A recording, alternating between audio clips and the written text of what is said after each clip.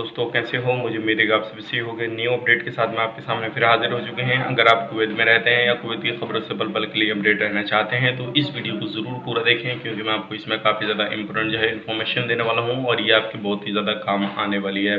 तो इसमें जो हम बात करेंगे, जो लोग वहाँ पे काम करते हैं और किराए को लेकर उनको प्रॉब्लम आ रही है उससे रिगार्डिंग बात करेंगे, और जो इंडिया के इलीगल लोग हैं उनकी रिगार्डिंग बात करेंगे, किसी भी कंट्री के इलीगल लोग हैं उनकी रिगार्डिंग बात करेंगे। तो चलिए फिर वीडियो शुरू करते हैं, लेकिन उससे पहले मैं आपको बताना चाहूँगा, अगर चैनल पर आप पहली बार आए तो चैनल को सब्सक्राइब कर लीजिए और साथ ही साथ बेल आइकन ज़रूर प्रेस कर दीजिए, ताकि इन फ्यूचर आपको लेटेस्ट अपडेट मिलती रहे और आप हमेशा हमारे साथ में जुड़े रहें।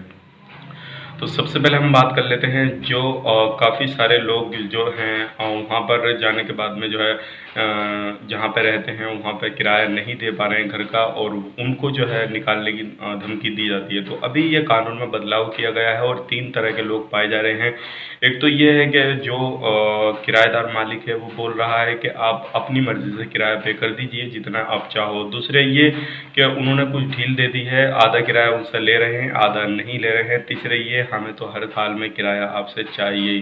तो इस दौरान जो है 3 तरह के लोग देखते हुए एक कानून पास किया गया है, जिसमें जो है बताया गया है अगर आप किराया नहीं देते हैं तो आपको मकान मालिक नहीं निकाल पाएगा, क्योंकि अभी कुवैत के अंदर बहुत ज़्यादा प्रॉब्लम चल रही है। तो इस दौरान आपको कोई भी तकलीफ किसी भी तरह की नहीं दे पाएगा अगर आप वहाँ पे रहते हैं तो।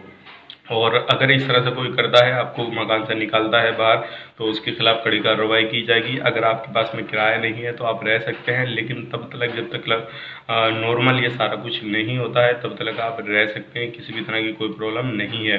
तो ये बड़ी अपडेट थी, सोचे कि आप लोगों तक बताई जाए और आप लोग इस चीज़ को समझ सकें। दूसरी अपडेट की तरफ बढ़ते हैं। जैसे कि आप लोगों को मालूम है कि इलीगल लोगों का भी काफ़ी ज़्यादा काम चल रहा है, और उस दौरान जो है काफ़ी सारे लोग बोल रहे हैं कि भाई इंडिया की फ़्लाइट कब चालू होगी। तो मैं बता दूंगा अभी इंडिया का कोई भी डेट नहीं आया है, लेकिन अभी कुछ बातें खुलासा की गई हैं जिसमें बताया गया कि इंडिया और मिस्र ने जो लेने के लिए बिल्कुल ही मना कर दिया था कि अभी हमें अपने देश के जो है नागरिक नहीं चाहिए, अभी हमारी हालत ऐसी नहीं है। लेकिन अपडेट फिर ये भी आई कि भाई अभी हमें चाहिए, लेकिन अभी दोनों तरफ से इंतजाम हो रहे हैं, और जैसे ही पूरा इंतज़ाम हो जाएगा इंडिया में तो आप लोग जल्दी ही आ जाएंगे। तो ये बड़ी अपडेट है कि आप लोगों की लाने की तैयारी चल रही है, लेकिन जैसे ही कुछ अपडेट आता है तो इंशाल्लाह मैं आपको बताऊँगा। तीसरी अपडेट ये है, काफ़ी सारे लोग जो है पूछ रहे हैं कि भाई हमारा मोबाइल लोन जो है हमने लिया हुआ है, लेकिन हम अगर आप जाते हैं इस दौरान जो छूट चल रही है तो क्या हमें पे करना पड़ेगा या नहीं पड़ेगा। तो उसके हवाले से मैं आपको अपडेट बता देता हूँ। उसके हवाले से अपडेट ये है, अगर आपका 200 KD से ऊपर है तो आपको पूरा लोन पे करना होगा, लेकिन उससे कम है तो आपका हो सकता है 50-60% आपको फीसदी छूट मिल जाए। और ये डिपेंड करता है, अगर आपके ऊपर ज़्यादा भी है तो कंपनी का और आपका रिलेशन क्या है, कंपनी आपको इस दौरान कोरोना वायरस को लेते हुए कितनी छूट देती है कितनी नहीं। अगर कंपनी आपको ज़्यादा छूट देती है तो आपको छूट मिल जाएगी, अदरवाइज नहीं देती है आपको कंपनी छूट तो नहीं मिलेगी। ये डिपेंड करता है कंपनी के और आपके ऊपर, इसमें कुछ भी तरह का कुछ नहीं कर पाएंगे, और आपको लोन चाहे लीगल हो या इलीगल हो आपको लोन पे करना ही होगा।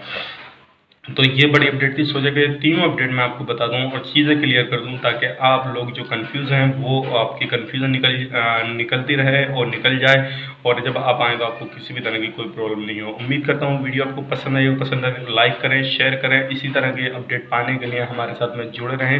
चलिए फिर मिलेंगे किसी नए वीडियो में, तब तक के लिए आप अपना ख्याल रखें, अपनी फैमिली वालों का ख्याल रखें। Take care, bye bye.